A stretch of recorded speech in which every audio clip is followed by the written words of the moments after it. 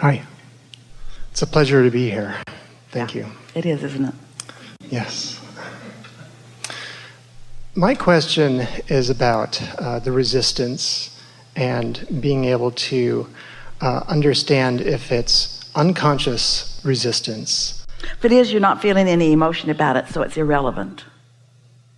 If it's unconscious, there's no emotion. And if there's no emotion, it's not big enough to be a player. People worry about subconscious thoughts and subconscious things. If it's so sub that you're not feeling it, it doesn't matter. Okay. So the doubts, even the subtle doubts that I might have. Well, you can usually feel a doubt. Yeah. Because if you're even describing it as a doubt, that means there's a desire that your doubt is playing against. So you're feeling that. That's one of the most wonderful things about negative emotion. It points out who you really are. Sometimes we say to people, if you're feeling strong discord, whether you call it doubt or pain, one thing it's really saying to you is there's something that you want that is on the table here. And the fact that you're feeling around it means it matters. Now we've sort of established that, and we know you heard us. So continue with the premise that you came to chew on. It is being able to use my internal GPS and to really understand the signals of that related to resistance, because sometimes I think the signals are very subtle and it's hard for me to grasp. Well, sometimes you have to poke at it a little bit to make it bigger. Oh. And while we're not really advocates of making something really big, bad, and awful so that you can feel better, it's like if you hit yourself over the head with a hammer, when you stop, you feel better. But you really haven't gained much. But there is something very helpful about acknowledging it enough to identify it, because in the identifying what's off, there becomes an awareness of what's on, and now you have a plan of action. That's why Esther finds the words when we're offering the thought, I want to own it, because if I'm not owning it, if I'm not acknowledging that I even feel this way, then I'm not going to note any progress. But if I acknowledge this is how I feel in relationship to something I want, now I'm going to feel the progress that is evidenced by relief at first and release at first, and then increased positive momentum. So you want to talk about something? Want to talk about something that you feel some doubt about? I would like to be able to, get up in front of groups to lead them in meditative exercises, and I have some resistance to taking those steps to do that. So when you think about doing that, you feel uncomfortable. Yeah. Poke just for a moment at that discomfort, and then we're going to help you to focus into comfort about it. So poke at it just a little bit. Something has happened that has made you feel that way or caused you to feel that way. So are you remembering it from a long time ago? Are you remembering it from yesterday? What is it that makes you feel this? And we could use the word insecurity, lack of confidence, a fear. Success or failure. Yeah. So if it's a fear is a stronger word. So let's start there. I fear what? I fear what?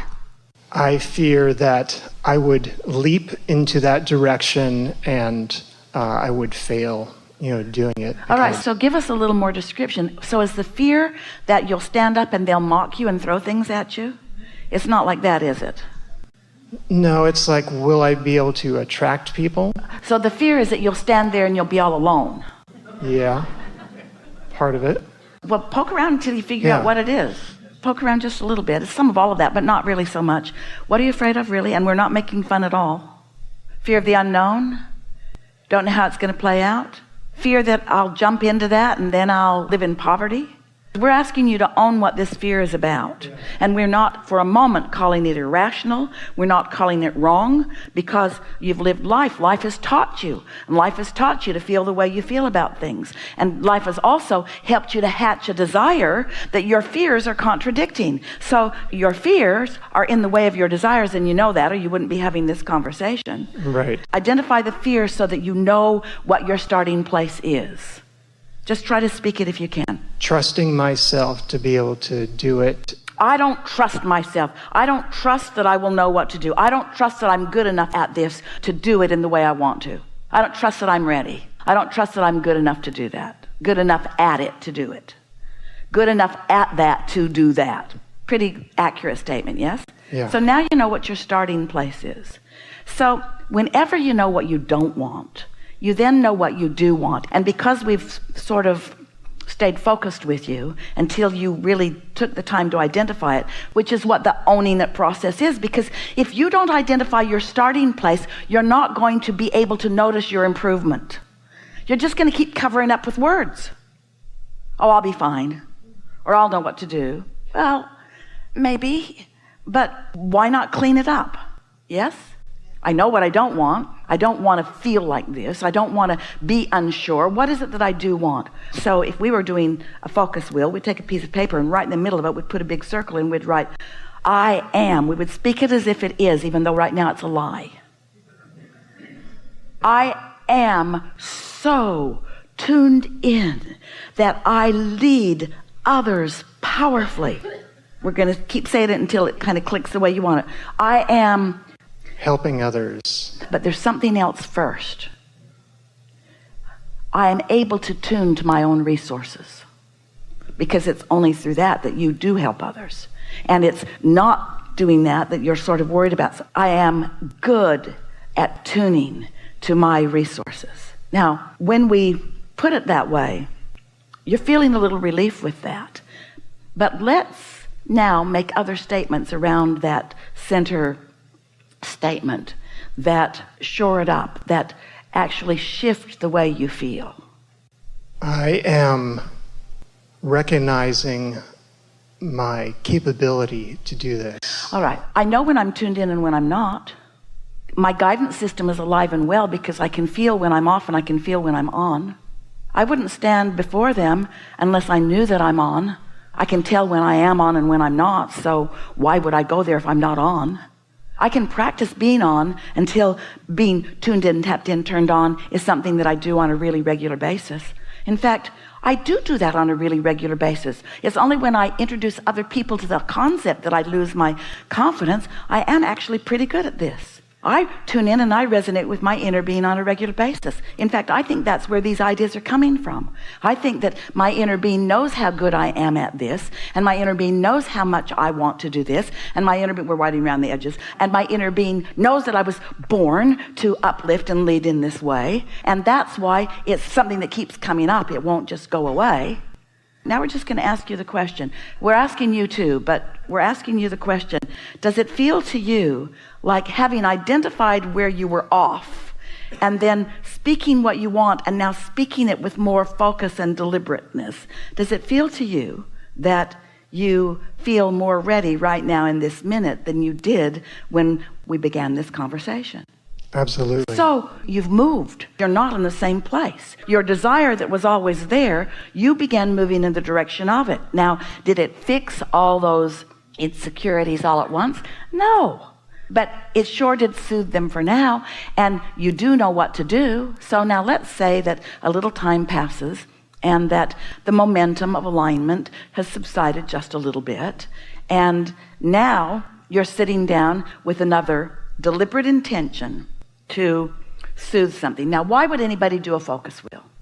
We would encourage you to do a focus wheel anytime you recognize you've got some offness going on within you. And anytime you've got any kind of negative emotion, you've got some offness going on, some contradiction of who you really are. So that blessed negative emotion is the beginning of every focus wheel. And every focus wheel is going to shift energy. So isn't this a fun thing to know? Absolutely. It's like a GPS. And you use those words, that internal guidance system. That's what it is. So now let's say that time has passed, you've been doing other things, and now something has happened. Maybe you see someone who you know could benefit by something that you've learned to do yourself. And you think about talking to them about it, but you feel this time not strong doubt, certainly not fear, but hesitation. You just feel hesitation. And you want to soothe them. You also think maybe you should mind your own business or whatever. And so when you stop to own how you're feeling, so you say to them, oh, you'll be fine. Or you say about them, oh, you'll be just fine. But those are just words. You don't even mean that. What you mean is, I see some things in you that are hindering you that I could help you get over. But I'm chicken to help you get over it because you might misunderstand my motives, or you might think I'm weird. You with us? Just a little bit. So let's start there. I feel, what's the emotion that happened just now in all of that?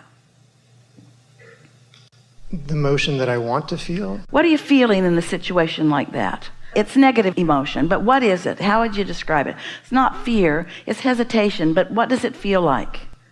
Still insecure? It feels like I'm not sure that I should be the one to tell them in a position of, I want to help them. yes. And I want to be an uplifter. Yes. But I'm hesitant to do that because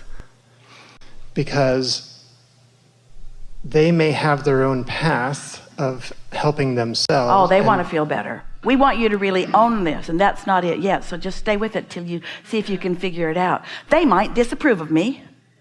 Yeah, they might go, oh, that's kind of weird. I don't want to hear from you. Not only is it weird, it's what's up with you, weirdo?